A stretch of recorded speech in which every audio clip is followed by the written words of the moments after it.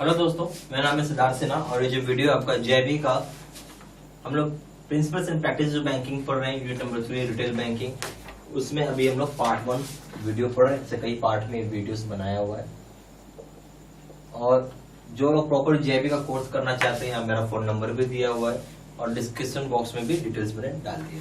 ठीक है, चलिए स्टार्ट करते हैं।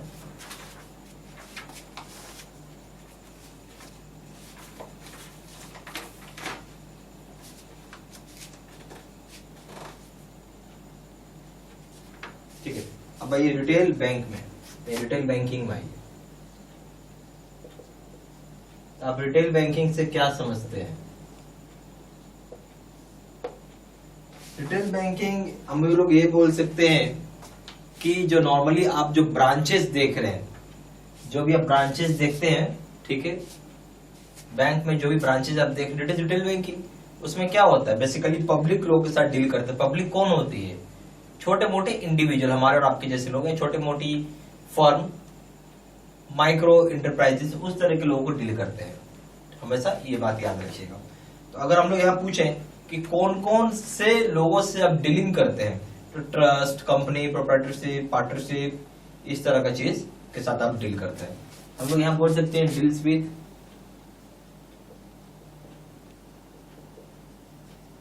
इंडिविजुअल, प्राइवेट कंपनी, पार्टनरशिप, ठीक है, HUF, ट्रस्ट और भी बहुत सारे, सोसाइटी। ठीक है, अगर मैं बात करूं यहाँ रिटेल बैंकिंग में किस तरह के आप प्रोडक्ट्स देते हैं, क्या क्या प्रोडक्ट्स देते हैं रिटेल बैंकिंग, बता सकते हैं? करंट अकाउंट देते हैं, सेविंग अकाउंट देते हैं, RD करवा सकते हैं, FD करवा सकते हैं, housing loan, car loan, personal loan, cash credit, education loan और भी बहुत सारे, गोल्ड लोन, बहुत सारी चीज देते हैं हम लोग। तो बेसिकली प्रोडक्ट्स को दो भाग में बांटा गया है। एक हो गया डिपॉजिट्स और दूसरा हो गया एडवांसेस। ठीक है, इसे दो चीज में हम लोग देते हैं। डिपॉजिट्स में हो गया, आप बोल सकते हैं सेविंग अकाउंट, फिर करंट अकाउंट, FD या RD लिख लीजिए, RD, FD। एडवांसेस में CC, कैश क्रेडिट हम लोग बोलते हैं इसको। ठीक है, OD, overdraft account,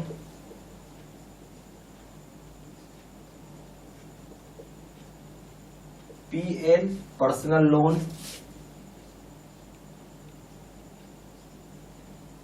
CL, car loan, gold loan, बहुत सारा इस तरीके का है, KCC एक्सेट्रा करके लिख लीजिए। रिटेल बैंकिंग में हम लोग माइक्रो और स्मॉल इंटरप्राइजेस, माइक्रो यानी MSME, micro small medium enterprises का भी अकाउंट को हैंडल करते हैं। हम लोग यहाँ बोल सकते हैं कि रिटेल बैंकिंग में हैंडल किया जाता है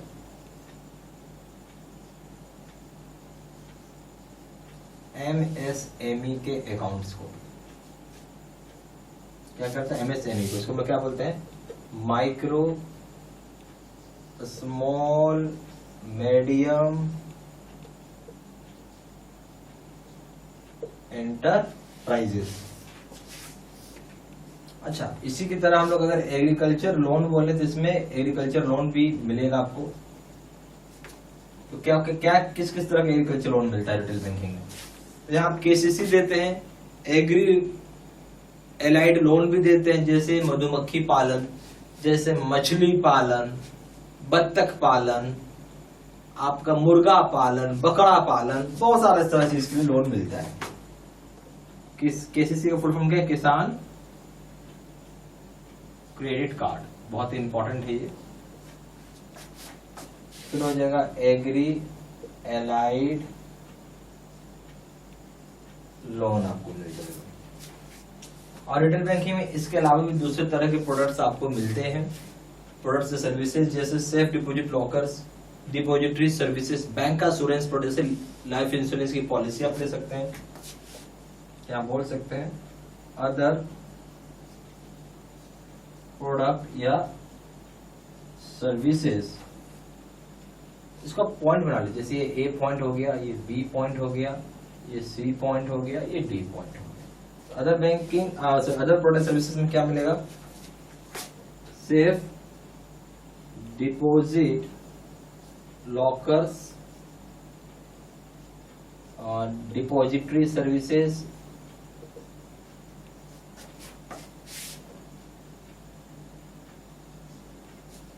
बैंक एश्योरेंस,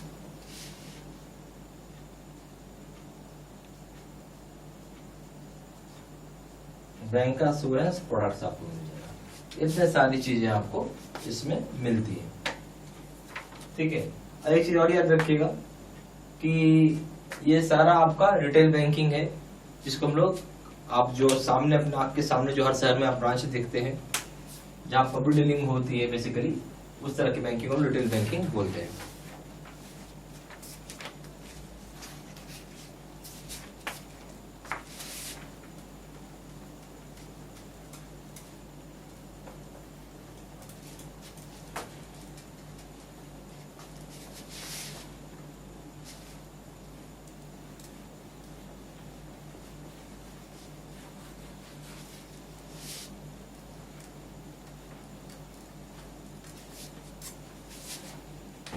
अब जो है होलसेल बैंकिंग का नाम है, दूसरा पॉइंट बना लीजिए, होलसेल, या हम लोग इसको कॉर्पोरेट बैंकिंग भी बोलते हैं।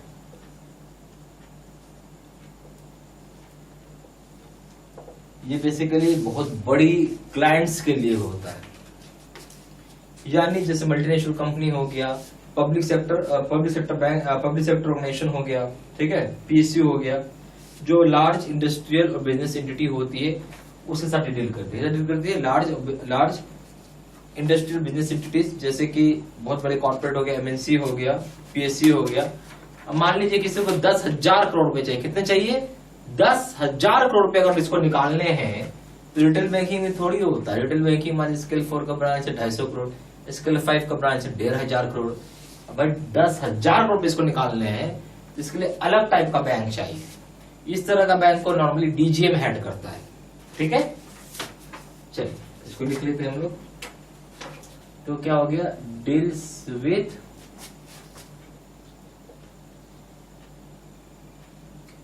लार्ज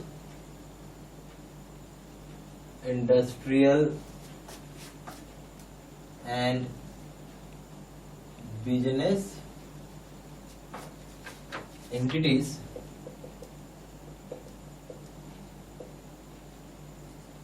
mostly big corporates, ठीक है, MNC that is multinational company, और PSU यानी पब्लिक सेक्टर अंडरटेकिंग। कई तरह का फंडिंग मतलब इसको करवाता है। इसमें बेसिकली एक हो गया फंड बेस्ड सर्विसेज देता है ये, या फंड बेस्ड प्रोडक्ट्स है या सर्विसेज है इनके यहाँ, और दूसरा नॉन फंड बेस्ड। तो पहले हम फंड बेस्ड को देखते हैं। अब ये जैसे आपको लोन चाहिए, टर्म लोन, उसके बाद working capital finance, bill discounting, structured finance, export credit, इस तरह का चीज ये आपको देती है फंड बेस्ड में, ठीक है। लेटर ऑफ क्रेडिट नहीं आएगा, सॉरी, ठीक है। ये हो जाएगा टर्म लोन। फिर बोले WC क्या होता है, वर्किंग कैपिटल आपको मिल जाएगा, वर्किंग कैपिटल फाइनेंस लिख लीजिए, उसको फाइनेंस करना है। बिल डिस्काउंटिंग,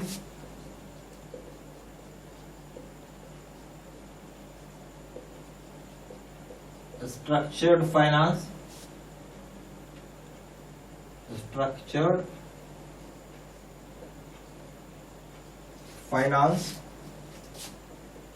एक्सपोर्ट क्रेडिट, ये सारी चीज आ गई। दूसरा में ये एक हो जाएगा नॉन फंड बेस्ड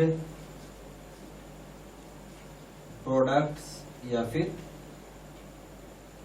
हम सर्विसेज में अगर हम लोग बात करें तो नॉन फंड है, क्या हो जाएगा, लेटर ऑफ क्रेडिट और bank guarantee. LC full form क्या है इसका, लेटर ऑफ क्रेडिट, फिर हो जाएगा बीजी यानी बैंक गारंटी।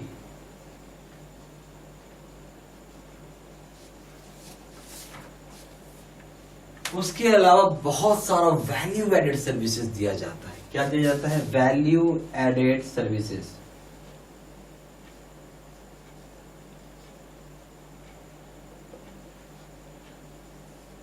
अब बताइए वैल्यू एडेड सर्विसेज क्या हो जाएगा, कई सारे, जैसे कैश को मैनेजमेंट करना, cash management services, channel services, vendor को फाइनेंशियल के लिए vendor financing, RTGS, corporate salary account देंगे, फिर आप सिंडिकेशन सर्विसेज देते हैं, फॉरेक्स का सर्विस देते हैं, मनी मार्केट आप प्रोवाइड कराते हैं, employ trust, ECS, tax collection, bankers to right issue करना है, पब्लिक इशू करना, पेमेंट गेटवे सर्विस देते हैं आप, सप्लाई चेन मैनेजमेंट है, कॉर्पोरेट इंटरनेट बैंकिंग, इतने सारे वैल्यू एडेड सर्विसेज यहाँ पे आपको प्रोवाइड किया जाता है। ठीक है, तो क्या हो जाएगा, पहला cash management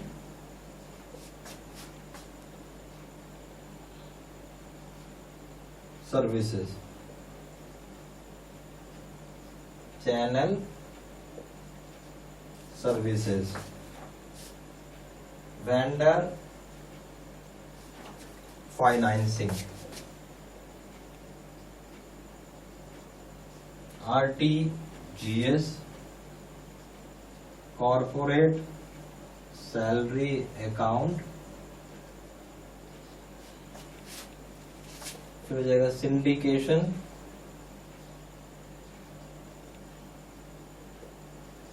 services,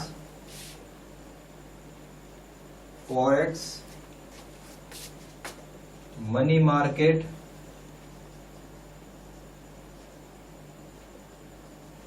employ trust, ECS, tax collection करना,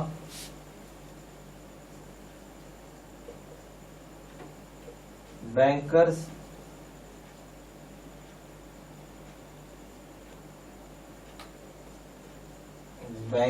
टू राइट या फिर पब्लिक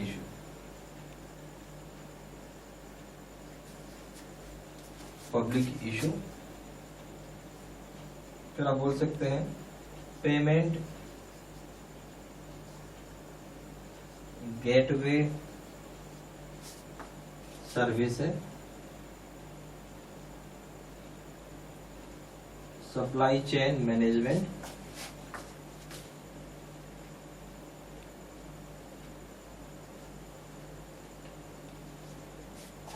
कॉर्पोरेट इंटरनेट बैंकिंग, हो जाएगा कॉर्पोरेट इंटरनेट बैंकिंग। तो इसमें बहुत सारा सर्विसेज आपको मिलेगा, जैसे cash management services, channel services, vendor financing, RTGS, corporate salary account, syndication services, forex हो गया, मनी मार्केट हो गया, एम्प्लॉय ट्रस्ट हो गया, ईसीएस हो गया, टैक्स कलेक्शन हो गया, बैंकर्स टू राइट या पब्लिक इशू हो गया, पेमेंट गेटवे सर्विस हो गया, सप्लाई चेन मैनेजमेंट हो गया, कॉर्पोरेट इंटरनेट बैंकिंग, इतने तरह के तमाम सर्विसेज ये देता है। ठीक है, इस सारे बात को आप लिखते चलिए।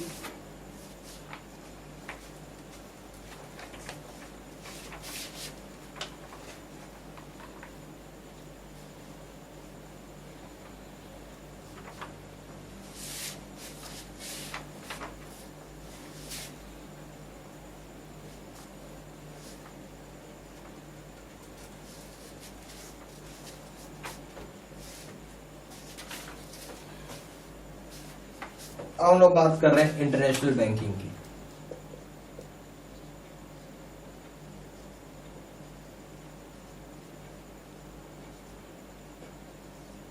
इससे क्या समझते हैं हम लोग? International banking basically cross border transaction है। सिंपल सी चीज है, क्रॉस बॉर्डर ट्रांजेक्शन को कैटर कर रहे हैं। तो क्या कर रहे हैं, क्रॉस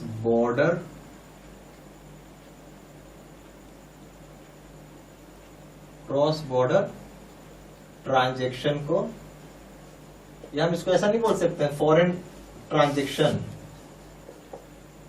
को हम लोग कैटर कर रहे हैं। क्या कर रहे हैं? कैटर, यानी हम लोग प्रोवाइड कर रहे हैं। कैटर मतलब क्या होता है? प्रोवाइड करना। तो हम लोग इंटरनेशनल बैंकिंग में क्रॉस बॉर्डर ट्रांजेक्शन या फॉरेन ट्रांजेक्शन कैटर कर रहे हैं, प्रोवाइड करा रहे हैं, that is known as international banking. अब आइए ईपीसी, इसका फुल फॉर्म क्या हो जाएगा?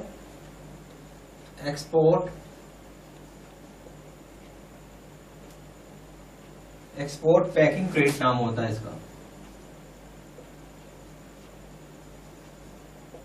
इसका पूरा नाम क्या ईपीसी का? Export packing credit. ये आपको एक तरीके का प्री शिपमेंट फाइनेंस प्रोवाइड करता है, जो कि अवेलेबल होगा दोनों ही करेंसी में। इंडियन करेंसी भी ले सकते हैं और फॉरेन करेंसी में भी ले सकते हैं। बेसिकली एक्सपोर्टर को प्रोवाइड होता है। किसको होता है? प्रोवाइड होता है, पहला बात है एक्सपोर्टर को। किस काम के लिए होता है? फाइनेंस है, लोन है। दिस इज फाइनेंस, या आप बोल सकते हैं एक प्रकार का लोन है। प्री शिपमेंट, या हम बोल सकते हैं भाषा में प्री शिपमेंट फाइनेंस है, यानी जहाज पे सामान चढ़ाने से पहले जो आपको एक तरीके का लोन चाहिए, पैसा चाहिए, वो आपको मिलता है। ये अवेलेबल होगा दोनों करेंसी में, अवेलेबल इन बोथ करेंसी।